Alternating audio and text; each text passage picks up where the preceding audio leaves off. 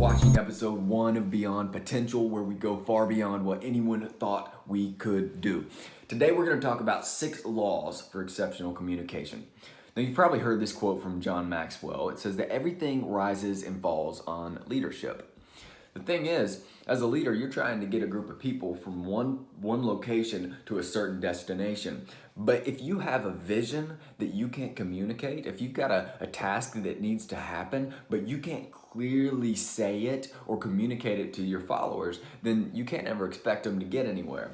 And so as a leader, as a businessman, even as a public school teacher or a college professor, maybe you're a doctor or whatever your profession, even as a stay-at-home mom, you need to be able to develop good, solid communication skills. That's definitely an aspect of going beyond your potential. We want to maximize on all fronts. And so today we're going to spend about 10 minutes talking about 6 laws for exceptional communication, and then at the very end we'll summarize and see if we can apply it to our lives.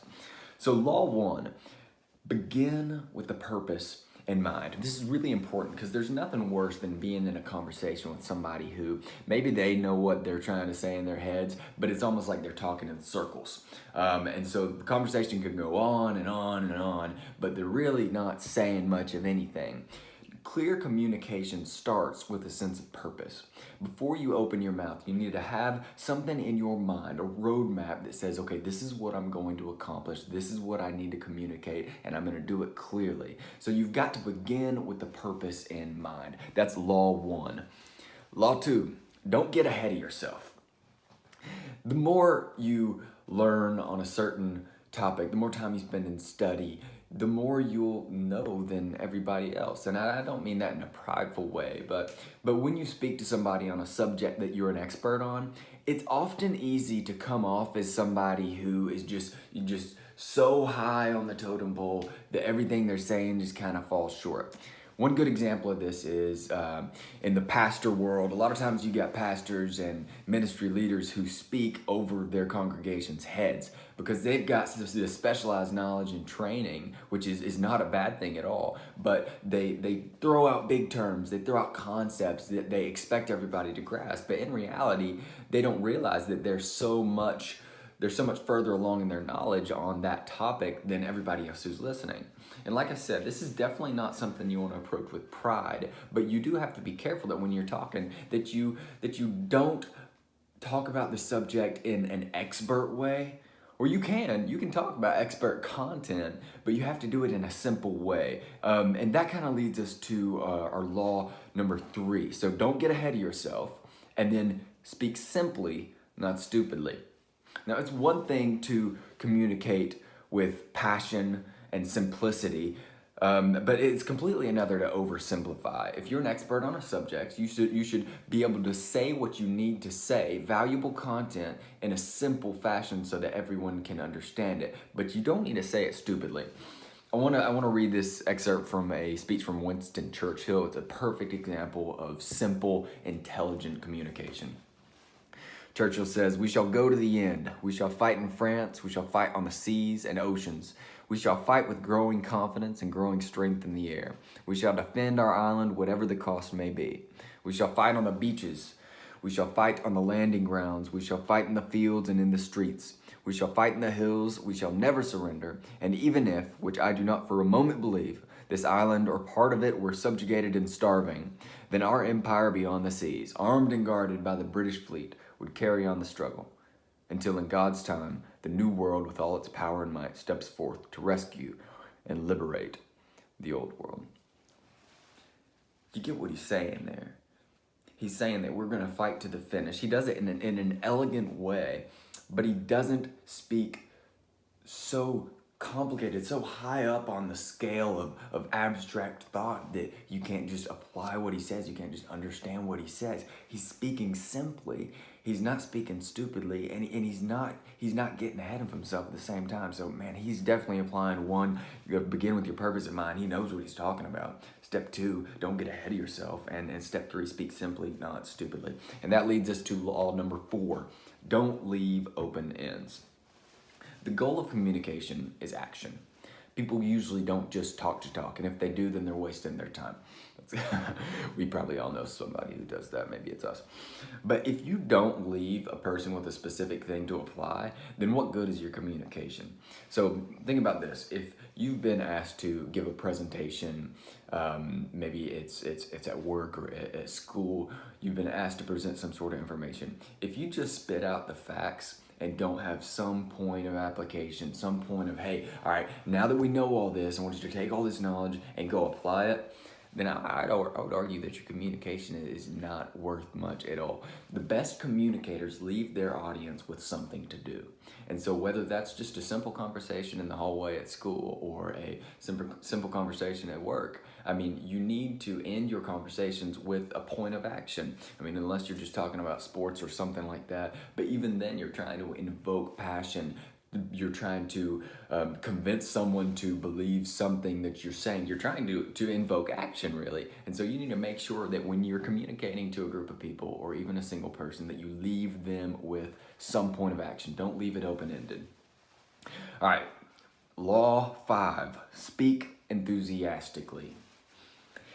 I'm in college, and I watch a lot of lectures by professors that just don't really seem to like what they're talking about. And there's nothing more discouraging when you're genuinely interested in a subject, but the speaker comes out and starts talking and is just monotone, and he goes on and on and on and on. It's like, bro, do you even like what you're talking about? Do you believe the words that you're saying? And so the key to effective communication, besides all the ones that we've talked about so far, begin with the purpose in mind, don't get ahead of yourself, speak simply, not stupidly, don't leave open ends, is speak enthusiastically. You have to convince your audience that you love the topic that you're speaking on, that you really believe it deep down. Because how could you ever expect them to respond to your message if you aren't even showing signs that you believe it? You got to speak enthusiastically, convince them that you believe in your content and you believe that they should believe it. I mean, that's the goal of communication. You're transferring a thought for a purpose. So you got to speak enthusiastically. And that leads us to the 6th law. And this one is different than all the other ones. It's show that you care. Arguably the most important on the list. If you don't show that you care about the people that you're talking to, they aren't going to listen to you.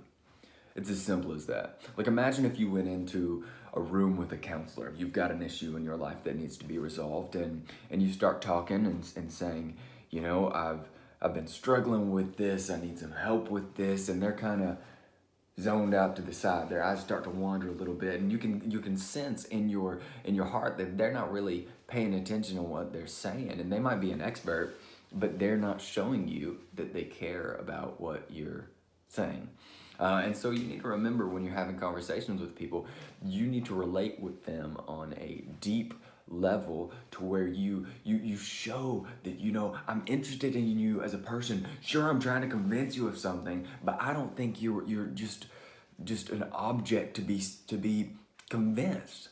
I think that's something that we all struggle with sometimes. When we're trying to accomplish something, we tend to treat people in our paths as inferiors. They're just people that we're trying to convince of something. Maybe we're trying to sell a product, sell a concept, whatever. We don't treat them like we should, and we need to see them as individuals. You need to show that, you know, you really care. If you're a leader at work, which all of us, if you've got a job, you are a leader. You're an influencer, and influencers are leaders. But let's say you're a manager, you're a boss. You need to ensure that everyone on your team knows that you actually care about them on a personal level. So whether that's, you know, asking them questions about their family life, how's your kids, how's your wife, how's your husband, how's everything going, did you end up getting this fixed, how's your car, all that stuff. You need to show them that you care, and you need to remember stuff about them. That's key too. Try to remember their spouse's name, try to remember their kid's name, try to remember, oh yeah, I heard you had problems with your transmission. Remember that and use it later to convince them that, yes, I want you to work for me, I want you to accomplish all these things, we need to make profits, that's all good, that's all good, that's all good, but you have to show them that you actually care about them on a deep level. All right, so that is all 6 laws for exceptional communication. We're going to run through them one time, and then talk about little points of application. So Law 1, begin with the purpose in mind. Law 2, don't get ahead of yourself. Law 3, speak simply, not stupidly. Law 4, don't leave open ends. Law 5, speak enthusiastically. And Law 6, show that you care.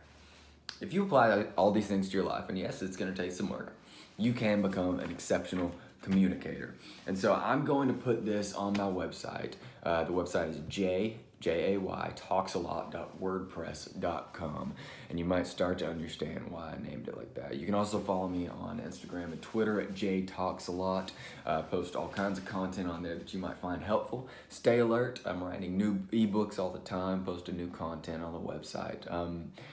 And so that's the end. We just finished episode 1 of Beyond Potential. We'll be back. Stay tuned.